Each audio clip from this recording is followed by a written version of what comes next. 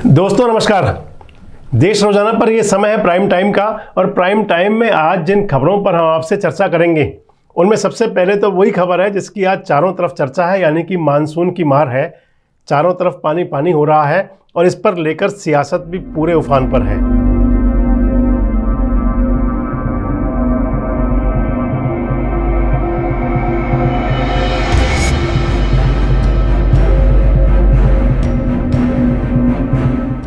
और बात उस धरने की भी करेंगे जो आंदोलन बनते बनते सियासत की भीड़ चढ़ गया और उसका अंत हो गया।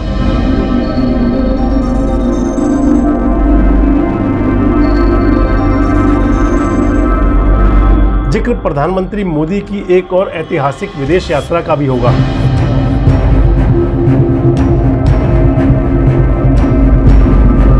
और इसके साथ साथ बात होगी देश की उन्नति के लिए एक और बढ़ते कदम की भी। तो राजधानी दिल्ली के निचले इलाकों में बाढ़ का पानी इस समय बहुत प्रभावित कर रहा है लोगों को सुरक्षित स्थानों पर पहुंचाया जा रहा है, लेकिन इस बीच पीने के पानी का संकट गहरा गया है। हरियाणा के अंदर भी कुछ हालात अच्छे नहीं हैं। हिमाचल उत्तराखंड में तबाही का अलर्ट है। और दूसरी खबर महाराष्ट्र से, जहां कैबिनेट विस्तार पर माथापच्ची जारी है। उप मुख्यमंत्री अजीत पवार ने गृह मंत्री अमित शाह से मुलाकात की है और माना जा रहा है कि वित्त विभाग एनसीपी के पास जा सकता है। और तीसरी खबर बिहार की है कि जहां विधानसभा में बीजेपी ने हंगामा किया है और तेजस्वी यादव के इस्तीफे की मांग की है। चौथी खबर पश्चिम बंगाल से, जहां पंचायत चुनाव में हिंसा पर सियासी रार जारी है। इस बीच बीजेपी के नेता रविशंकर प्रसाद ने राज्यपाल से मुलाकात की और उनसे अपने शिकवे शिकायतें दी। और आर्थिक संकट से जूझ रहे पाकिस्तान को बड़ी राहत मिली है। आईएमएफ ने उनको $3 अरब के कर्ज की मंजूरी दी है पाकिस्तान को। तो चलिए अब खबरों पर चर्चा करते हैं विस्तार से, जो प्राइम टाइम का हिस्सा है। पहाड़ों पर प्रलय मचाने के बाद नदियों का उफान अब मैदानी भागों में बह रहा है।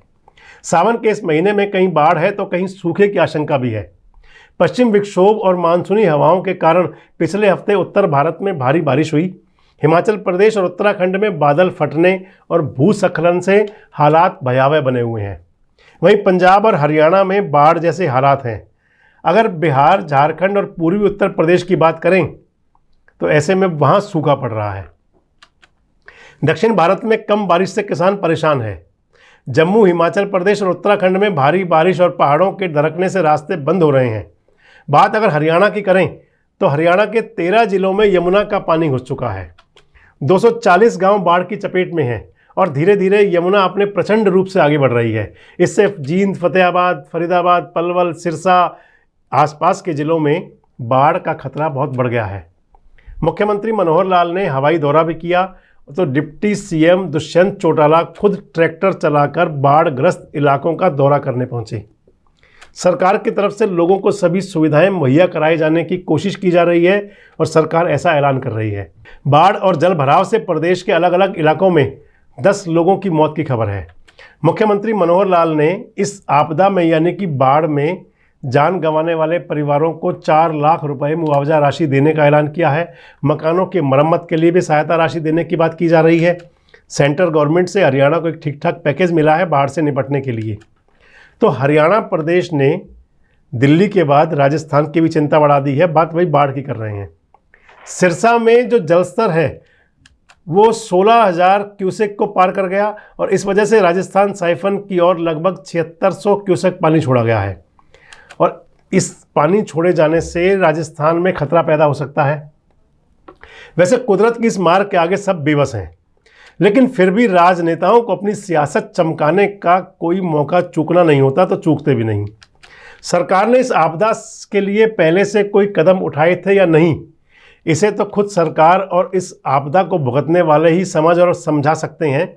लेकिन जब हरियाणा के पूर्व मुख्यमंत्री और नेता प्रतिपक्ष भूपेंद्र सिंह हुड्डा अंबाला के बाढ़ग्रस्त इलाकों का दौरा करने पहुंचे तो उन्होंने सरकार पर निशाना साधा। हुड्डा साहब कह रहे हैं कि अगर समय रहते कदम उठाए जाते तो शायद यह नौबत ना आती। हुड्डा साहब ये भी कह रहे हैं कि जल भराव से स्थितियां भयानक हो गई हैं और सरकार को इससे निपटने के लिए युद्ध स्तर पर काम करना पड़ेगा। पूर्व मुख्यमंत्री हुड्डा जी का ये भी कहना है कि समय रहते अगर सरकार एहतियात बरत लेती तो इस भयावह स्थिति से लोगों को बचाया जा सकता था। लेकिन सरकार ने फ्लड कंट्रोल बोर्ड की बैठक तक नहीं बुलाई, ये हुड्डा साहब का आरोप है। और ये भी कहते हैं कि बरसाती सीजन से पहले नालों की सफाई नहीं हुई, सीवरेज की सफाई नहीं हुई। तो हुड्डा जी ने यह भी कहा कि 1995 में प्रदेश को बाढ़ का सामना करना पड़ा था, तब उनकी सरकार ने नुकसान की भरपाई के लिए उचित मुआवजा भी दिया था। तो भैया विपक्ष है, सवाल तो उठाएगा ही। लेकिन जब प्रदेश की गठबंधन सरकार के गोला चीका के विधायक, जो बीजेपी के विधायक हैं ईश्वर सिंह, अपनी विधानसभा क्षेत्र का दौरा करने पहुंचे तो एक महिला ने उन्हें थप्पड़ जड़ दिया। इस प्राकृतिक आपदा में गांव के हालात बदतर हो गए थे।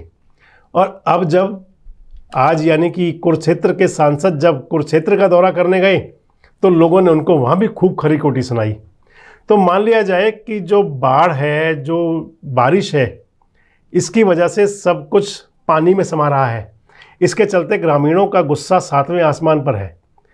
ग्रामीण लोग ये कह रहे हैं, चाहे वो विधायक जी की बात हो या सांसद जी की बात हो, कि वो लोग सिर्फ वोट मांगने आए थे और कई दिनों से जब मदद मांगी जा रही थी तो दिखाई नहीं दी, और जब आज सब तबाह हो गया है तो अब दिखने आ रहे हैं। वैसे जिस पर गुजरती है ना वही समझ सकता है, इसलिए गुस्सा वाजिब भी है। और ऐसा ही आक्रोश कुछ दिनों पहले पहलवानों का भी था, लेकिन समय के साथ साथ उस आक्रोश पर सियासी रंग चढ़ गया। यौन उत्पीड़न के आरोपों का सामना कर रहे भारतीय कुश्ती महासंघ के पूर्व अध्यक्ष और भाजपा के सांसद ब्रजभूषण शरण सिंह और कांग्रेस की महासचिव प्रियंका गांधी वाड्रा के बीच इस समय ट्विटर वार चल रहा है। प्रियंका गांधी ने ब्रजभूषण को पार्टी से नहीं निकाले जाने पर भाजपा के नेताओं पर सवाल उठाए हैं। तो ब्रजभूषण ने इस पर अपना जवाब दिया है कि प्रियंका जी देश को गुमराह करने की कोशिश कर रही हैं। पुलिस की जांच रिपोर्ट से कानून किसी को अपराधी नहीं मानता, ये ब्रजभूषण जी का कहना है। वैसे ही अधिकार कोर्ट का है। उन्होंने यह भी कहा है कि प्रियंका गांधी को और कांग्रेस को शायद अदालत पर भरोसा नहीं है, और अगर ऐसा है तो ट्विटर खेलना बंद कर दें और मेरे खिलाफ लोकसभा का चुनाव लड़ने की हिम्मत करें। यानी कि ये चुनौती दे दी और चेतावनी दे दी ब्रजभूषण जी ने प्रियंका को। तो वहीं प्रियंका गांधी वाड्रा ने सरकार पर निशाना साधते हुए यह भी कह दिया कि भाजपा सरकार में देश का मान बढ़ाने वाली महिला खिलाड़ियों के साथ अत्याचार करने वाले आरोपी को बचाया क्यों जा रहा है। मामले पर सरकार मौन क्यों है, कोई कार्रवाई क्यों नहीं हो रही। खैर, खिलाड़ियों को इंसाफ मिलने का इंतजार तो सभी को है, बस ज़रूरी है कि इस मामले में सियासत ना हो। ज़रूरी है कि निष्पक्ष बातें सामने आएँ। ज़रूरी है कि न्याय की दहलीज पर जब ये मामला जाए तो कसौटी पर खरा उतरे, क्योंकि इस मामले ने देश की छवि को विश्व पटल पर धूमिल किया था। लेकिन अब जिस खबर की मैं आपसे चर्चा कर रहा हूँ वो देश की छवि को ऊपर उठा रही है। दरअसल प्रधानमंत्री मोदी 3 दिवसीय फ्रांस और संयुक्त अरब अमीरात की यात्रा पर रवाना हुए हैं। फ्रांस के राष्ट्रीय दिवस समारोह में पीएम मोदी मुख्य अतिथि होंगे और अब वे आबू धाबी होते हुए 15 जुलाई को वापस भारत आएंगे। फ्रांस के लिए रवाना होने से पहले पीएम मोदी ने कहा था कि मैं अपने दोस्त फ्रांस के राष्ट्रपति मैक्रो के निमंत्रण पर 13 और 14 जुलाई तक फ्रांस की आधिकारिक यात्रा पर रहूँगा। ये यात्रा विशेष है दोस्तों, क्योंकि पीएम साहब ने जो कहा कि फ्रांस के राष्ट्रीय दिवस यानी कि ब्रेस्टिल डे के परेड समारोह में वो बतौर विशिष्ट अतिथि शामिल होंगे, उनको वहाँ के राष्ट्रपति मैक्रो जी ने बुलाया है। आपको बता दें कि फ्रांस यात्रा के दौरान पीएम मोदी भारतीय फ्रांस के सीईओ से भी मुलाकात करेंगे। इसके अलावा वहाँ उनकी कुछ बड़ी शख्सियतों से मुलाकात भी होंगी और इस दौरान दोनों ही देश के नेता द्विपक्षीय संबंधों और अंतर्राष्ट्रीय मुद्दों पर व्यापक चर्चा करेंगे। रक्षा, अंतरिक्ष, ऊर्जा और जैसे क्षेत्रों में सहयोग पर बातचीत होंगी। भारत फ्रांस की रणनीतिक साझेदारी की ये 25वीं वर्षगांठ है। फ्रांस के राष्ट्रीय दिवस यानी कि ब्रेस्टिल डे परेड में भारतीय सेनाओं की 269 सदस्यीय टुकड़ी भाग लेने के लिए पहले ही पेरिस जा चुकी है। फ्लाई पास्ट में भारतीय वायुसेना के 3 राफेल विमान भी हिस्सा लेंगे। प्रधानमंत्री मोदी के अपने कार्यकाल में फ्रांस की ये 6ठी यात्रा है। इस यात्रा से उम्मीद ये भी की जा रही है कि भारत सरकार फ्रांस के साथ 26 राफेल एम यानी कि राफेल मरीन फाइटर जेट और 3 स्कॉर्पियन पनडुब्बी की खरीद को लेकर डील कर सकती है। ये डील होती है तो लगभग 96,000 करोड़ रुपए की होगी। इस यात्रा के दौरान मोदी जी के सम्मान में राजकीय भोज के साथ साथ कई और कार्यक्रम भी किए जाएंगे। पीएम मोदी के इस दौरे को लेकर स्थानीय जो वहाँ के भारतीय हैं वो भी काफ़ी उत्साहित हैं। भारतीय गुजराती समुदाय ने पीएम मोदी के स्वागत की बड़ी तैयारी भी की है। गुजराती गरबा, भारतनाट्यम और राजस्थानी लोक नृत्य गणेश वंदना के साथ साथ पीएम मोदी का स्वागत किया जाएगा। भारत के राष्ट्रीय ध्वज और फ्रांस के फ्लैग के साथ दोनों की संस्कृति का मिलान करने वाली पगड़ी बनाई गई है, जो वहाँ के भारतीय समुदाय के लोग पीएम मोदी को भेंट करना चाहते हैं। तो प्रधानमंत्री का ये दौरा भारत की आन बान और शान का दौरा है और देश के लिए गर्व की एक और खबर भी है दोस्तों। चंद्रयान मिशन के लिए उल्टी गिनती शुरू हो गई है। शुक्रवार को इसे LVM-M3 रॉकेट के जरिए दोपहर 2:35 पर प्रक्षेपित कर दिया जाएगा। चांद पर सुरक्षित तरीके से इस यान को उतारने का ये मिशन अगर सफल रहता है तो भारत उन चुनिंदा देशों की फेहरिस्त में शामिल हो जाएगा जो ऐसा कर पाने में अब तक सफल हुए हैं।